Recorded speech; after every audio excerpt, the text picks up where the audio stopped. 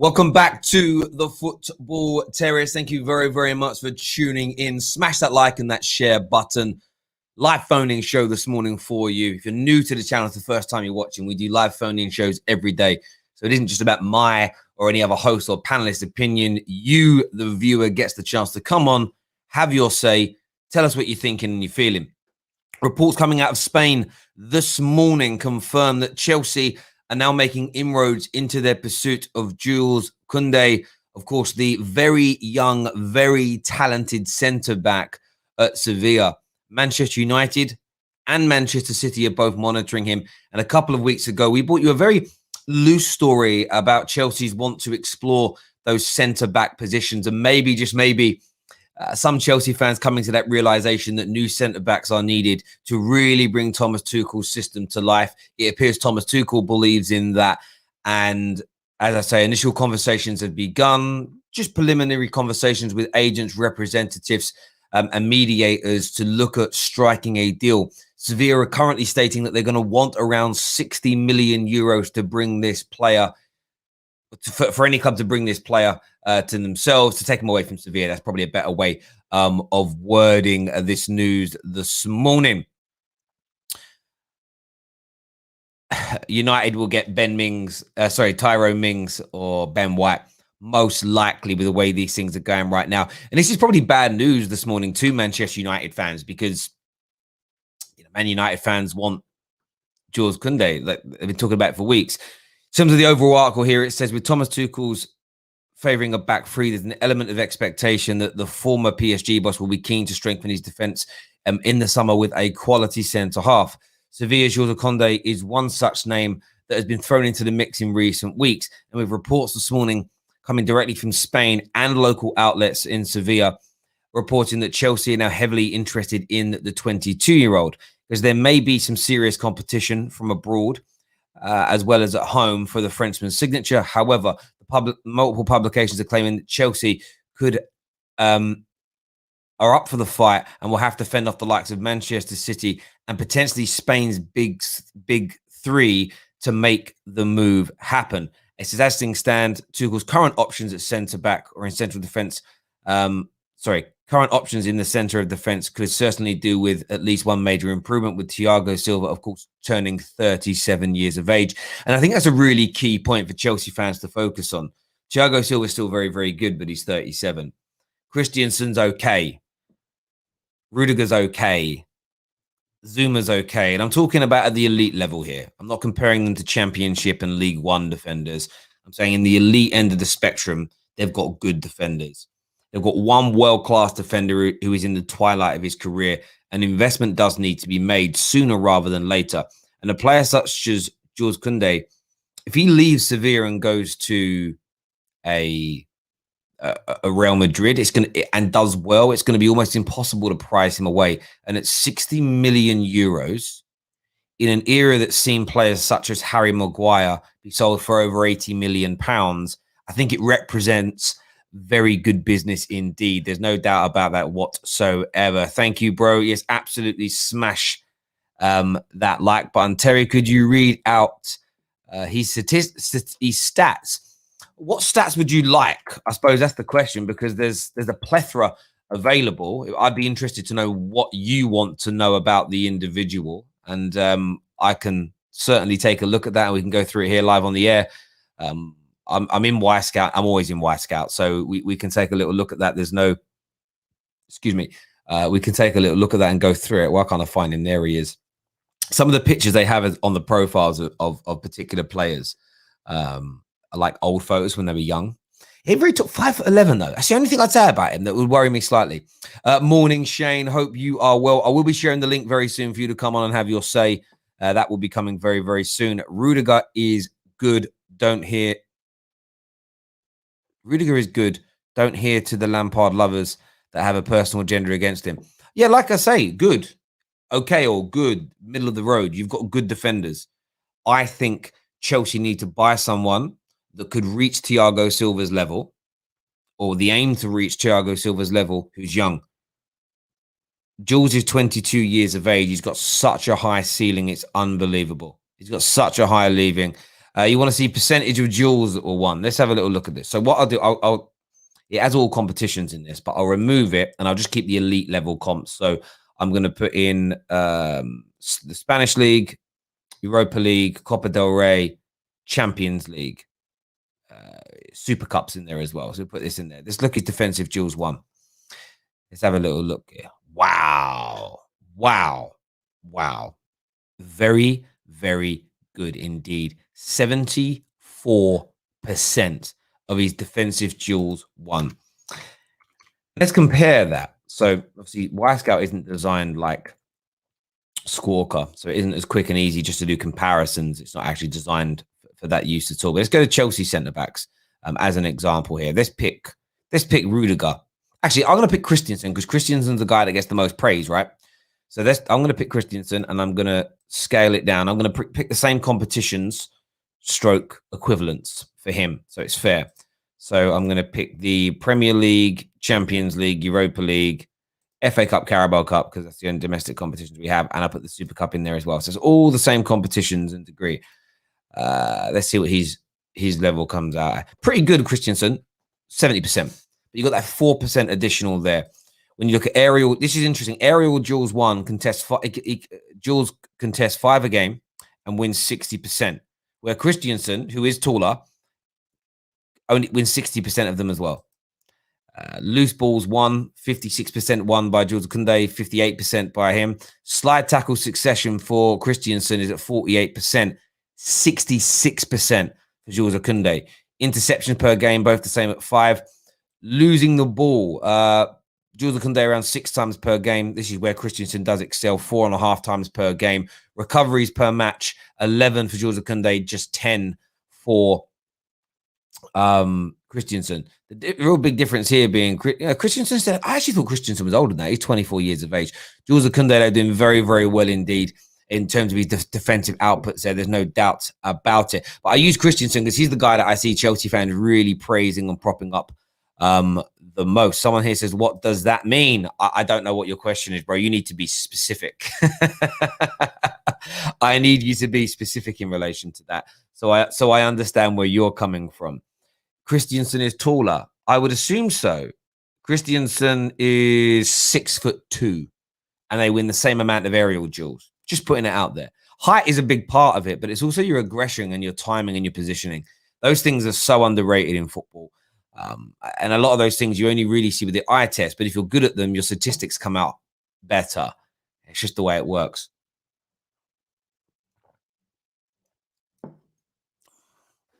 There we go. Terry, do you rate Jules higher than Diego Carlos? I don't know who Diego, who that is. Let's be blunt. You're not going to catch me out. I'm not going to. I don't know. I don't know who he is. No idea. So I can't answer that question. Point blank. Can't answer it. No chance I can answer it. Just can't. I don't know who he is. And when I get thrown a name out, that I don't play computer games and I don't watch European football to an encyclopedic level. So no, I don't know who it is. That's his partner. There we go. See, there we go. See, with Jules Kounde, it's one of these things where I've watched Sevilla play and I've sort of focused on him. I've done a lot of work on him on Y-Scout. Y-Scout, as everybody knows, is a platform that it has somebody's statistics. But what it does is you're able to watch them individually. So I can look here. I'm looking at it now. I can look at for the last, going back until 2017, I can look at every single aerial duel, every single tackle, every single interception. That's how I study a player. So it's very sort of precision-like to them. So I don't watch Sevilla play as a general rule. I just watch a certain individuals. But you're saying people are saying that Carlos is better. Okay, fair enough. I mean, some of you are saying he's better. I don't know. I haven't really studied him or looked at him. I don't watch Spanish football, as people know. What I can see about Jules Kounde, I see a very talented football player in the footage and the analysis that I've done of him, and in terms of what I've read. If you guys watch Spanish football and you think his partner in Diego Carlos is better, then fair play to you. I will bow. I always say this when it comes to about players. I will bow down to the superior knowledge. Don't be drawn into believing that YouTubers and football fans watch all levels of football all the time, and they give you these opinions that are like groundbreaking, because they simply don't. They really don't. Because if I'd have watched a few games and remembered who Carlos Diego is, I could have just like spun you a line then and made myself sound really clever. But I'm not going to do that. I'm not going to try and fool people. DJ says, morning, Terry, and everyone in the chat. Morning. Yes, morning to you too, my friend. Really appreciate your support as always.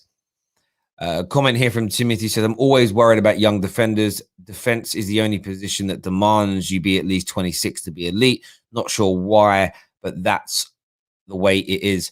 I think it's very much to do with reading the game and understanding it. And you learn to read the game better as a general rule as you get older because of experience.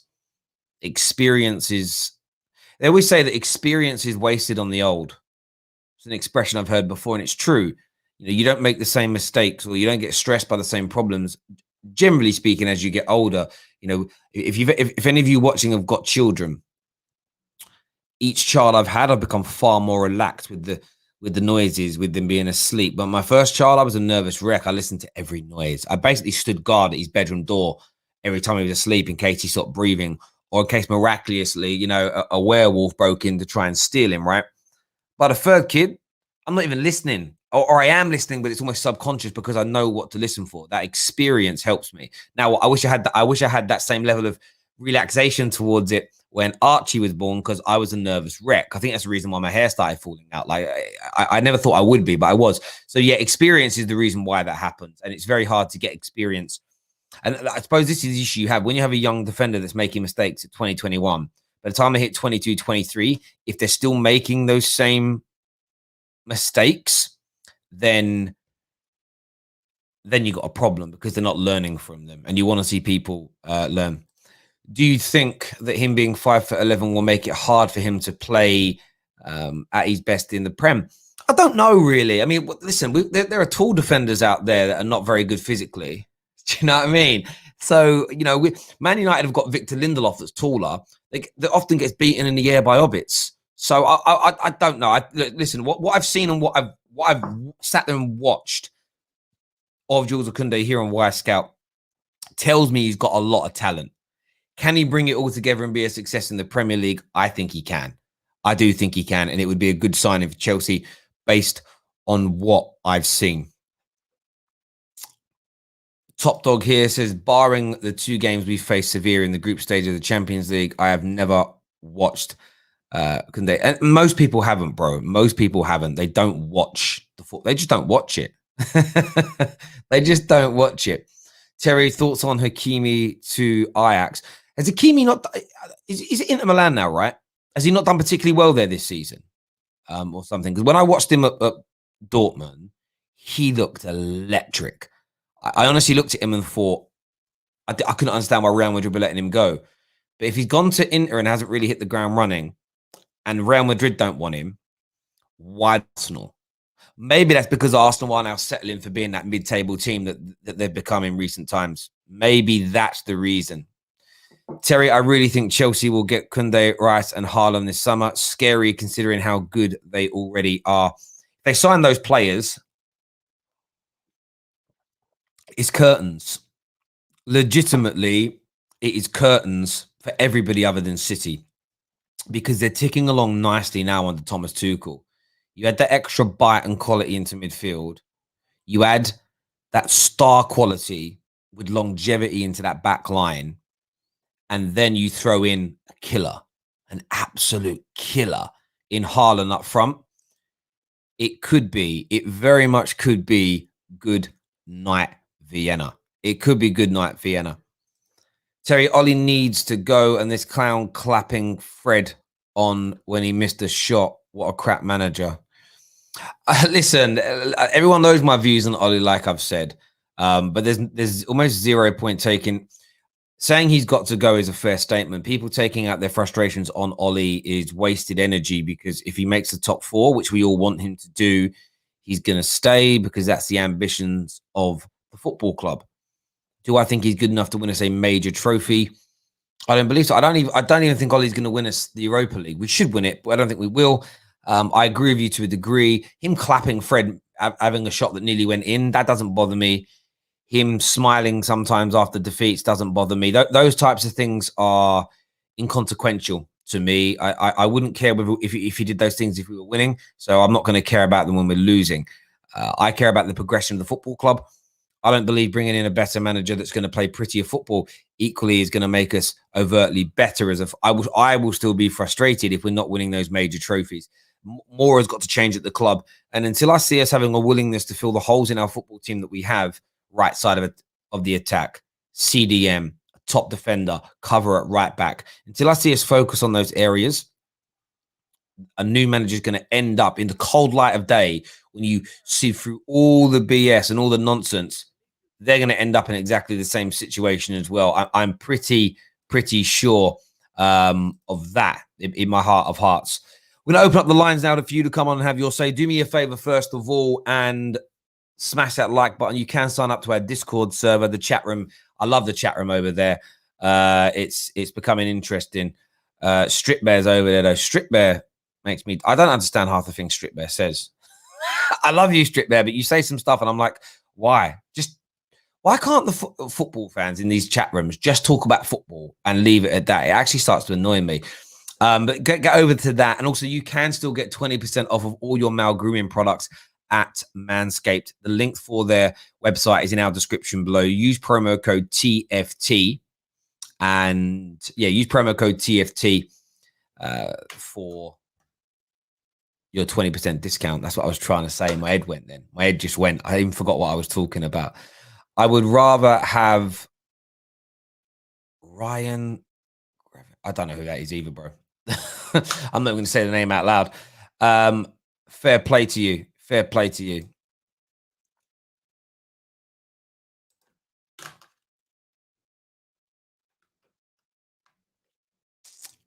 Thoughts on Fofana? So yeah, I do watch Fofana play. Excellent player, but going to cost too much money to get away from. Going to cost far too much money to get away from Leicester at this moment in time. I would also say give him another year as well. That's what I would do. I would say that. I would say give him another year just to see whether it just... He's been very good this year, but it's almost a case of just give him one more season to make sure it isn't a kind of like he doesn't have seconds, because he might have second season syndrome and you're like, wow. I think there's an element to say give him another opportunity.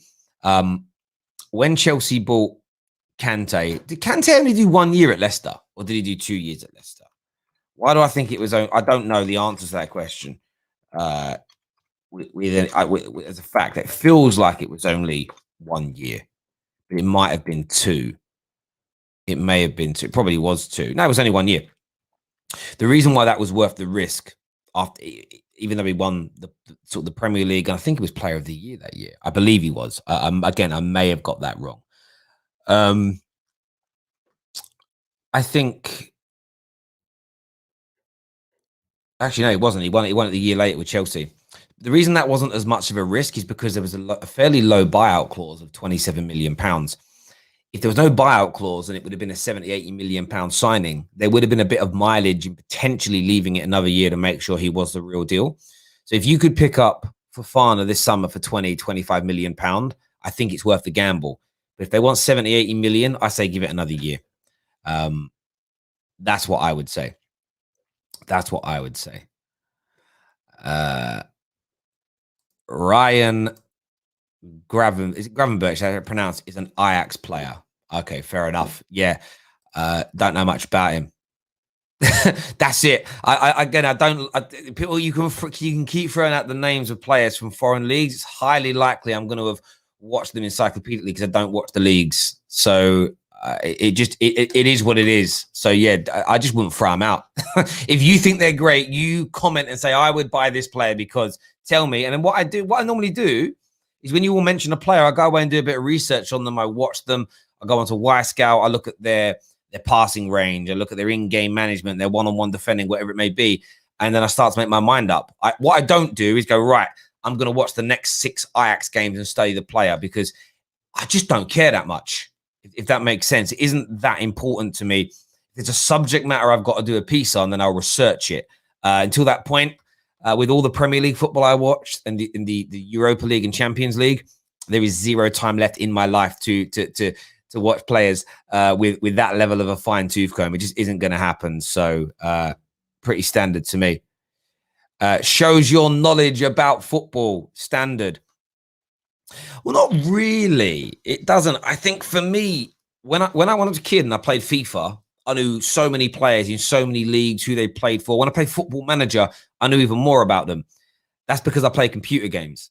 When it comes to real life and you've got a family and you've got kids and you've got jobs and responsibilities and mortgages to pay, you have less time. You have less time to look at and do these things. And do you know how you know this? Even professional pundits and journalists get caught out when you sometimes hear them talk about particular football players in foreign leagues that they don't watch. You think that what you're saying isn't true. That isn't right. It's been this has happened or whatever it may be. It's like, don't try and finesse it. And what I'm not going to sit here and do is try and finesse it. I don't claim to watch European football, so I don't sit here and give vast opinions on individual players and how they're doing in this particular season, because that would make me a liar with no morality, no integrity. And yeah, I'd rather someone like yourself, bro, think I've got bad football knowledge than sit here and be a hypocrite and do what 95% of other YouTubers do and pretend like they watch. Like anyone who sits there and says they watch these things, just ask them a few deeper questions about recent performances, how they did in certain games, who they played in their last couple of matches, and watch their faces go, what? Because they don't watch it, bro. They don't watch it. Trust me. Don't be fooled by it. The vast majority don't anyway. The vast majority don't.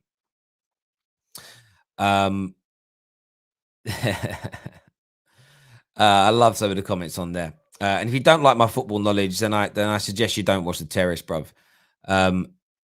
You don't have to know every player in the world. Do you know what's funny about it, right? If you go and ask football managers, they're not sure on who everybody is. And some of these people work in the game. It's just how it is. If you listen to the big broadcasters, when they want to get an opinion on something that's going on in Spain, they go to a Spanish correspondent. Do you know why? Because the Liverpool-based correspondents focus on one or two. Most journalists focus on one or two clubs. Have you noticed that?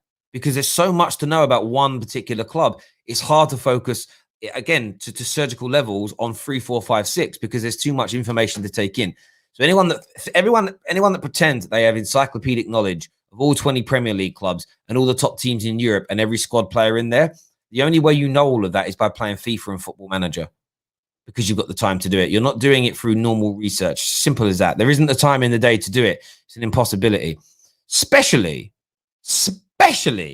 if you've got a job. It's scary to think that Chelsea could be rotating a midfield 4 of Jorginho, Kovacic, Kante, and Rice next season. Compare that to McFred. Chelsea's depth is scary. Terry, do you think Kounde would improve Man United significantly? Yeah, I do. Listen, based on what I've seen on the research I've done on him via Y-Scout, he looks very, very promising. I've read a number of reports from Spanish football specialists and correspondents that actually cover and watch Sevilla and Spanish football, again, encyclopedically. And there's a lot of hype. There's a lot of promise. There's a lot of potential with him. That would make me excited as a Man United fan if we signed him. But of course, it's raw. It's potential. It still may not come to fruition. But would I be willing for Man United to take the risk on him? Absolutely. Every single day of the week. Every single day of the week. Best show yesterday, Arsenal anger. Yeah, the Arsenal fans were fuming last night. There's no doubt about it. The Arsenal fans were absolutely fuming. Absolutely fuming. And I don't get why. Because I'm not going to lie, but this season I've been a Manchester United merchant. I haven't watched no football outside United other than the Champions League. Do you know what's mad about that eye test? Do you know what's crazy about that?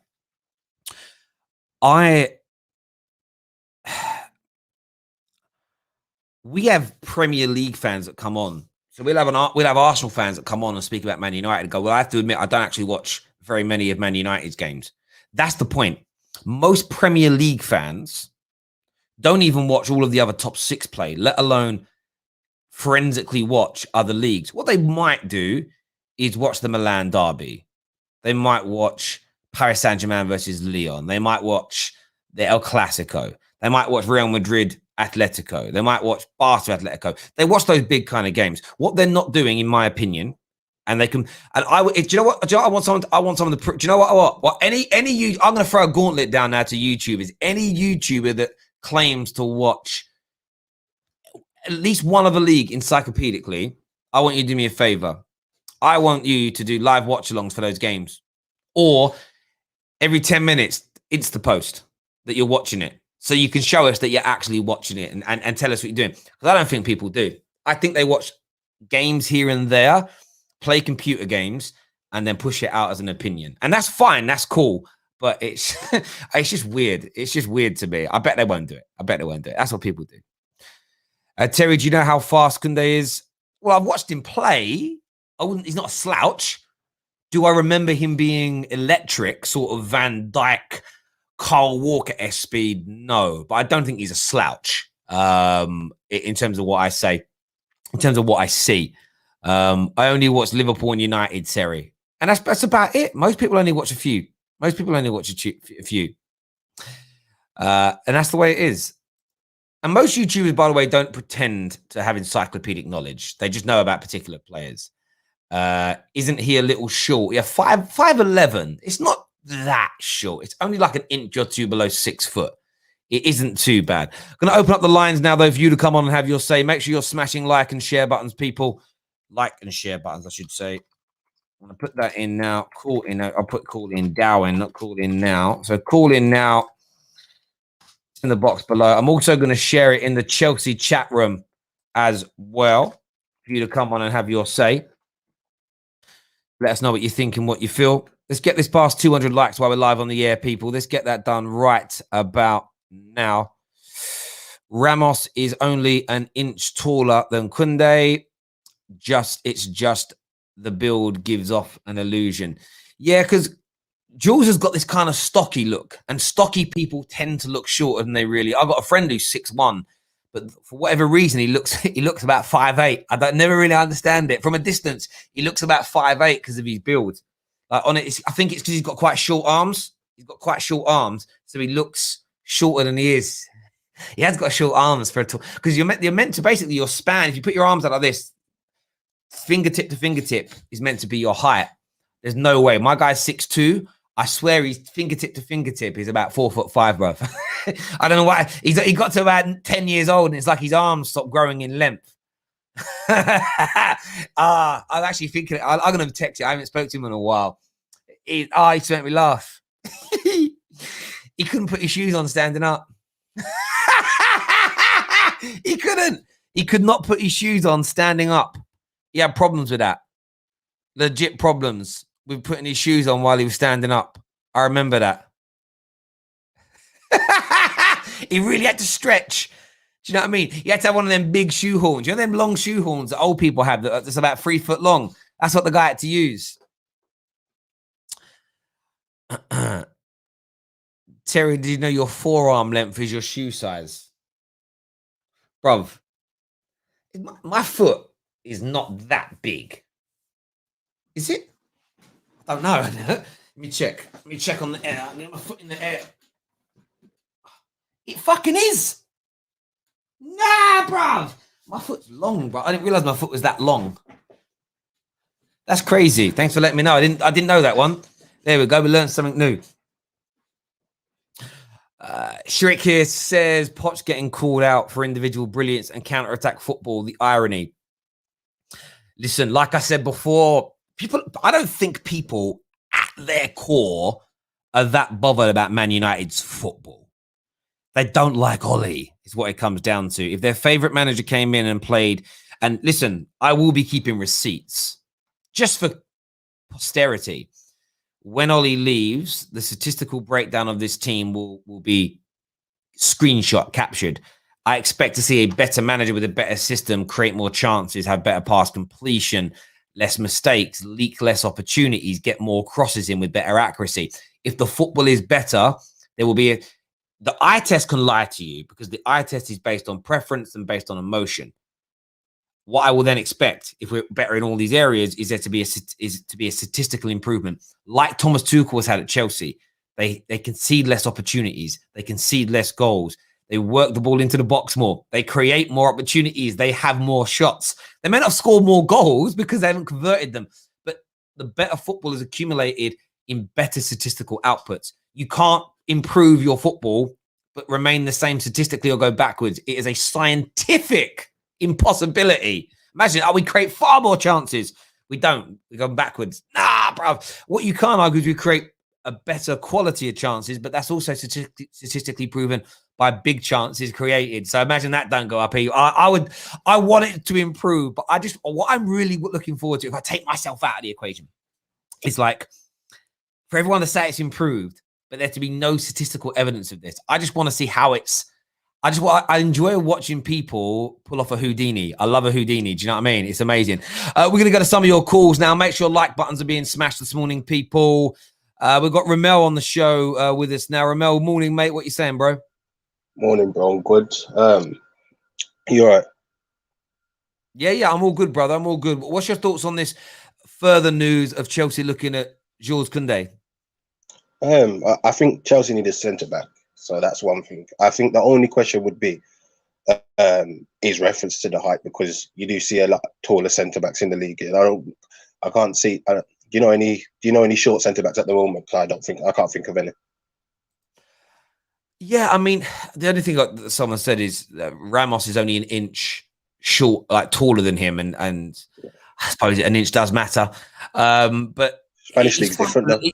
It's 5'11", so I wouldn't say it's too. I mean, the rumors that he's 5'9" are not true. That's very short. He's 5'11", which I think is a fair height. But yeah, I mean that would be the only sort of downside to him. But aerial wise, he wins as many aerial duels as Christensen does, who's 6'2". Oh, fair enough then. Actually, I haven't seen Sevilla this season, to be fair. I've just seen them against Dortmund. That was probably the first time. But reports say that he's a good player, so we'd have to see. I think it would be a decent gamble at the money. I swear, is the money like 60 million or something? If that's so. Yeah, 60 million euros. 60 million euros. Yeah, it's about 40-50 million pounds around there. So, I think that's a decent gamble. If it doesn't work, you have resale value because he's young. Yeah, this is very, very true indeed. Very, very true indeed. In terms of Chelsea, this window, there's the Haaland rumours, the Declan Rice rumours are picking up, and now Jules Kounde. Would that represent a really good summer for you? I'm a Liverpool fan, but to Chelsea. Sorry. Yeah, I think it'd be a good window for them. Because I don't know what's happened to Werner. So if they got Haaland, that's an improvement. Who's the other two you mentioned? Kounde. What's his? Thiago's older, so he's going to leave soon. I don't think Christensen's good enough, neither is Zuma. So yeah, and who's the other midfielder? Declan Rice. Yes. Yeah. Their midfield needs a rejig because Kante's, from me, ran out of legs. Jorginho isn't good enough, and Kovacic is just on his own with Mason Mount, should I say? So yeah. No, I know. I hear you on that one, bro. Ramel, great call, mate. Thank you for coming on and having your say, mate. Really appreciate that, bro. Blessings. You can call in. The links in the Discord server. Super chat here says, I don't think we need this player. We have Tomori. We need to get rid of dead weight players. Love the Terrace show. Thank you very much for your kind words and the super chat. iTest this morning says stats is a tool for people who don't understand football to help them understand it. People who understand football don't need stats to tell them that a player is good or not, or if they can pass. It's about both, though, isn't it, iTest? This polarization that iTest merchants and stat merchants try to create is so weird to me. It's about both. We all know, for instance, that Haaland is an amazing football player. We all know that Mbappe is an amazing football player. When it comes to splitting hairs and deciding who the best is, you use statistical analysis to break it down. Who converts the most amount of opportunities? Who converts the most big chances? Who converts the most half chances? Who has the better link-up play? Who has the better dribbling? Who has the better hold-up play? There are multiple areas that you can focus in. Look at who's the best from set pieces, who's the best on counter-attacks, who's whatever it may be. So you use statistics to break it down to actually look at the facts. You need both. Your eye test can tell me that a player is a very good passer. That's too broad. Explain to me what type of passing he's good at. This is where statistics come in. So somebody will say, "Oh, mate, He cuts it. His forward passing range is amazing. He breaks the lines all the time. His forward pass completion is X. He doesn't create very many chances, doesn't get very many second assists. Why is that? Explain it to me. So statistics are not so much used to overtly debunk. They're used to say, well, why are we not seeing X, Y, and Z? So, for instance, with Bruno Fernandes, we know a lot of his forward pass completion rates are not particularly high, but that's because his passes are high risk. But what we see at the same time is a large level of chances created and assists and opportunities made by him. If his pass completion was at that same low level and there wasn't the plethora of chances created, then we know he's not particularly good at those through balls, the balls in behind, and the chances being created. Like, for instance, a Pereira at Manchester United, their forward passing completion rate was around the same. But Pereira was missing out on the simple passes on a regular basis, but not opening people up. So you can forgive a bad statistic because you get a good quality output at the end. An eye test can also lie to you, though. If you don't like a Bruno Fernandes, it's like, oh, he loses the ball too much. He loses the ball too much. But how does that compare to his peers that you do rate? So I think there's room for both statistics and eye tests within football. But eye tests lie, not you per se, that's what you call yourself. And statistics can lie, but it's about looking at both and being fair and being obvious. So we'll look at a statistic. A lot of people slag off Marcus Rashford and say, not of the standard. He's the first Man United player in 11 years to score 20-plus goals in all competitions in consecutive seasons. The last player to do it was Wayne Rooney. Before him, it was Cristiano Ronaldo. Before Ronaldo, it was 20 years ago with Ruud van Nistelrooy. And then before that, we saw Andy Cole do it 3 times on the bounce. We saw Dwight York do it in his first 2 seasons at the club. Man United have literally had 6 players in the Premier League era, including Marcus Rashford, score 20-plus goals a season, 2 seasons running. That tells you one thing. Statistically, it's an amazing achievement, but it also tells you the quality and class of Marcus Rashford because he's the only one that has done it in a bang average Manchester United team. The others did that in purring United teams that were winning titles, that were winning trebles, that were winning European and Premier League doubles. So that tells me that eye test merchants are wrong on Rashford. He does make some bad decisions. He does make mistakes. It isn't as if he has 100% success rate in everything he tries. But to say he's rubbish because my eye test doesn't like him is wrong. It's fraudulent. It's a fraudulent claim because he's achieved something that only 6 other players in over 30 years of the game have achieved. And look at the names of those players. Andy Cole, Dwight York, Ruud van Nistelrooy, and Ronnie and Ronaldo. Rashford's joined that class and he deserves it. And this season's even more special because you can't moan about the penalty situation because I think he's only scored 1. So I think there's room for both. But again, what happens is like the managerial debates. Oh, stats lie. Oh, eye test lie. They both can. That's why you look at both things. That's why you have to look at both as far as I'm concerned. You know, you can't sit there and rave about how good Ahmad Traore has been this season when he isn't creating enough chances, when he isn't setting up enough goals and he isn't scoring enough goals. I don't care how good his dribbling is. It doesn't make it a very good season, as an example. You know, the outputs genuinely matter in every walk of life. Simple as that for me. I'm going to go to some more calls in a few moments. See what people are saying. But stats don't describe the situation. Of course they don't. That's why you look at both. I don't know how many. What is wrong with people in the polo? You have to look at the situation. Sometimes you'll get a stat. So you can see, I've seen assists where someone passes the ball 2 yards to their left, 30 yards out, and then the geezer scores a screamer, and the player that passing the ball gets the assist. So if you had 20 assists a year that were all like that, that would be false. So you need the eye test to go along with it. But if you've got a mixture, great crosses, great through balls, and whatever it may be, and a few of those gimmies, then you know it. But that's why you mix the eye test together with the. It's why you mix the eye test together with the statistics. You look at both. I don't understand what is so difficult about it. I don't understand what's so difficult about that concept. The reason that people say that, in my opinion, is, oh, yeah, I know, but the stats really back up other people's eye tests about a player that I dislike. So I'm just going to say that stats don't matter. What's really interesting is what most people use to put down players they don't like are negative statistics. But in the same time, you're not then taking into consideration the situation that led to that negative statistic. Just admit you look at eye tests and stats together, and that's it. And if you don't like a player but he's doing really, really well, just agree to disagree with people. You haven't always got to win the battle. It's a madness to me.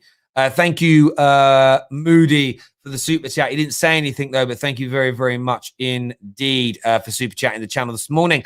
Next up on the show, we've got Zach. Zach's an Arsenal fan. What do you want to say, mate? Yeah, I think. Can you hear me? Yes, bro. Yeah, I could. Right. Yeah, I think Jules Kounde he's a really good centre back. All right, so I think Jules Kounde, I think he's a really good centre back, but he's a bit erratic sometimes with his decisions. He gets red cards a lot, which we've seen against Barca in the cup and that. So if you do want to play him, you need a really conservative centre back next to him. And can I just talk about Arsenal? Because last night I was watching the stream, yeah, and some of the stuff people are saying, it just really pissed me off. Like when I hear a girl saying process, I'm like, what process? We got Wenger out, yeah, for finishing fourth. We got Emery out for finishing 2 points offset. And these men are sitting here saying, oh, we got a process when we're 10th. It just really pisses me off, honestly. It's that people have certain agendas that they don't want to admit. You see what I'm saying? And if you're a football fan of the club, you have to support the team. And when your standards have dropped from us winning Invincibles, and now we're here flipping drawing to Slavia Prague, and you're still gonna back the manager, it's a disgrace in my opinion, Terry. It's a disgrace, honestly. Really pissing me off. I haven't watched it yet, but I understand that Mr. Ornstein has been on Sky this morning talking about the process and everything else surrounding that. I'm going to watch it a little bit later. I've seen clips in terms of out there says here questions will be asked of Aubameyang and Arteta. What does it say? What does it say here? It goes, there are some difficulties. There are some real difficult decisions coming up for Mikel Arteta. Blah blah blah blah blah. What does it say here? They are building a product around him. He's very highly rated, but there is a lot to work through in the transfer market. So basically, stating this morning that he's very, very safe. So he's very, very safe. Yeah, it's just the club. We're finished. Yeah. And actually, Ornstein the other day also spoke about the Jules Kounde thing as well. It's funny, I got called out about 2 weeks ago for mentioning Jules Kounde, that Chelsea were looking at him, and got called a liar. Now all the mainstream are going with it. Where's my apology, people? Listen, Zach, thank you very much for phoning up and having your say, bro. I really do appreciate that massively. Thank you. I think, what is this here? I think Chelsea need to invest in one defender, midfielder, and striker. In my opinion, we should focus on midfield and a striker, as both positions are holding this team back. We've got Lamin on the show now. Lamin, welcome back, my brother. What do you want to say? You're on mute, bro. Unmute yourself, mate. Oh, sorry. Morning. How you doing, Terry? All good, yeah? Yeah, I'm very well, mate. What do you want to say, bro? This Kounde talk, yeah. I don't know if we need him. Obviously, I won't be mad if we sign him, yeah. But I really like Tomori. I think we've got loads of good defenders at the club. And that's not really where our problem is. Our problem is getting in a striker. And that's where I think our main goal should be, really. Either getting in someone that is a proper goal scorer. A Haaland, I'm happy with. I'm happy with the Lukaku, as I said. You know what?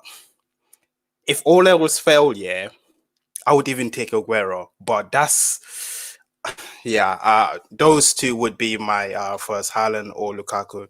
I think we should go for. And then we can look at probably getting rid of some players like some Deadwood. But I expect Chelsea to challenge for the league next year. Like no ifs or buts. That is it. I expect us to be there. Like our 1 year honeymoon period is done. After this, we have to challenge. Otherwise, it's a failure for us. And that is just as it is, because we've invested.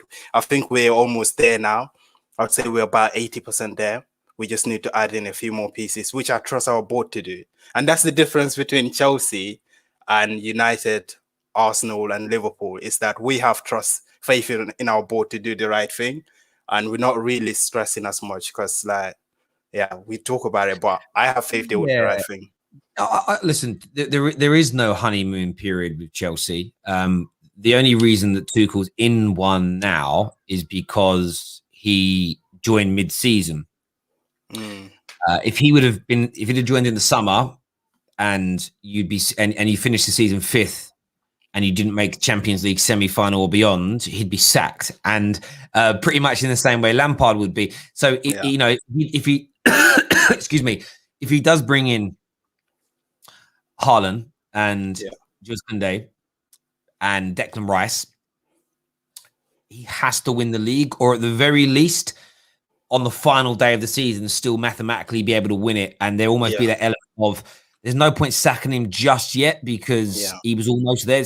Like, it would have to, you'd have to be so close to it to be able to keep your job. If next season you buy those players and you finish 3rd and you're 15 points off the top, it's good night, Thomas Tuchel, because your club is ruthless. And I think you need to bring that ruthless edge back, but also stay on your path. I think where you've gone kind of quiet for the last 5, 6, 7 years in the Premier, like Europe-wise, first quarter-final in 7 years, which I didn't realise.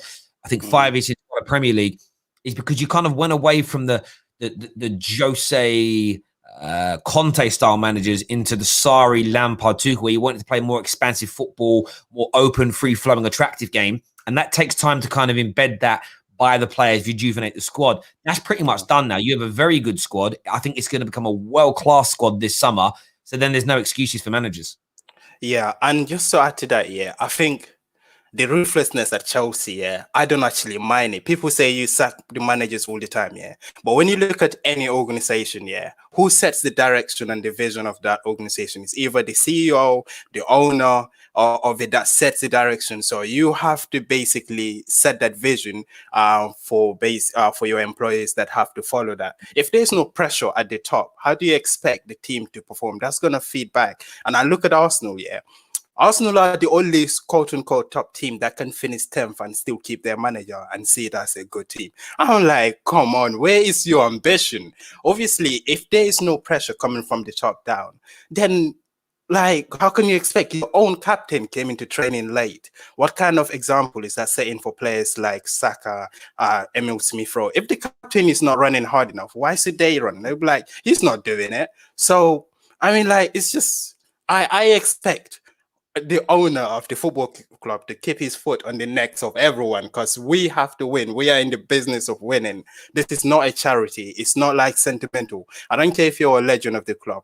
We're here to win, and I don't mind it. I'm here for it. If Tuchel don't win next year, if he don't challenge next year, I think all fans, Chelsea fans, have a right to jump on it. And you could say it's the Chelsea way, but I don't care. I want to win. And that's just how I see it. Of course. And I always think in these conversations, context is important. As you know, if you play good football all year and City win the league again on 95 points and you come second on 93 points, you win an FA Cup and you get to the final of a Champions League, then I don't think people will want Tuchel sacked, because you know you're on the edge. But if you go out in the last 16 of the Champions League, don't win a domestic trophy and finish 4th, there will be rightful outrage from Chelsea players. And I think that it's getting that balance right. Lamin, great call as ever, mate. Thank you for coming on and having you say. Francis here says, by the way, it was the 25th of March that we put out that we were informed or told that Chelsea would start their pursuit of Jules Kounde.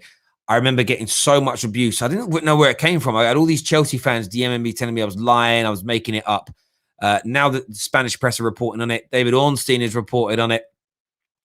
Yeah, I swear to you on my life, and I mean this wholeheartedly, if I ever come on this channel and say I've had a conversation with a ex and they've told me why, that's something I've genuinely been told. 99.9% of the stories we come in here and speak about are what the media is saying, what the media says. We're very open and honest about that. I would never come on here and say I spoke to an agent or I spoke to a journalist or I spoke to somebody at X, Y, and Z, and I can't guarantee what they're saying is going to happen, but I wouldn't just sit there and go, right, what story am I going to make up today and go on the internet and lie about? Like, again, I'm a grown-ass man. I ain't got time for that sort of thing. So, yeah, I've just retweeted the tweet from the 25th just to put a bit of salt into the wounds of my haters. But there we go. We're going to get Matthew on just now. Once he sits himself back down, I think he went off to get himself a drink. Morning, Matthew. How are you? Morning, Thierry. I just want to say, I think Jules Kounde will be a long-term replacement for Azpilicueta. I think because he does play on the right side of a back three. Yeah. Okay, so And, is that what? So do you think Thomas Tuchel will stick with the back three if he signs today? I think so, because if you see there's also links with you know, Corona from Porto. Yep. Was links with that, and Jonas Hoffman, and they play wing back. They can play wing back, right wing, etc. In a 3-back system. So it looks like we want to stick with this. I'm not quite. Yeah. It's No. hard No. to- Maybe. That's one of the big debates I keep seeing from Chelsea fans and football fans alike. Is will Tuchel stick with the three at the back moving forward? It will be interesting. Matthew, thank you very much for coming on, having your say this morning. Very patiently. Thank you very much. Do me a favor, everyone, and smash. Someone here said that's a brave statement. So I really sometimes wish you guys would tell me. Well, I never know what you're all talking about because there's so many things that get said. I wish I knew what you're referring to, my guy. Always be specificity is very important on the terrace, so we understand. Arsenal fan for life. This is Chelsea going forward and buying all these players while we can't even beat Slavia Prague. And on the Slavia Prague thing, right? Their squad's worth 56 mil. Your squad's worth 494 million pounds in terms of market value.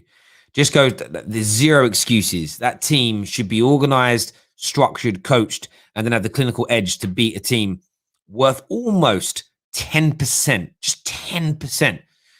If you sold all the Arsenal players, you could pretty much buy almost 10 Slavia Prague squads for the price of yours. Embarrassing. Absolutely embarrassing. Until next time, everybody. Take care of yourselves. Goodbye. God bless. And we'll see you all again.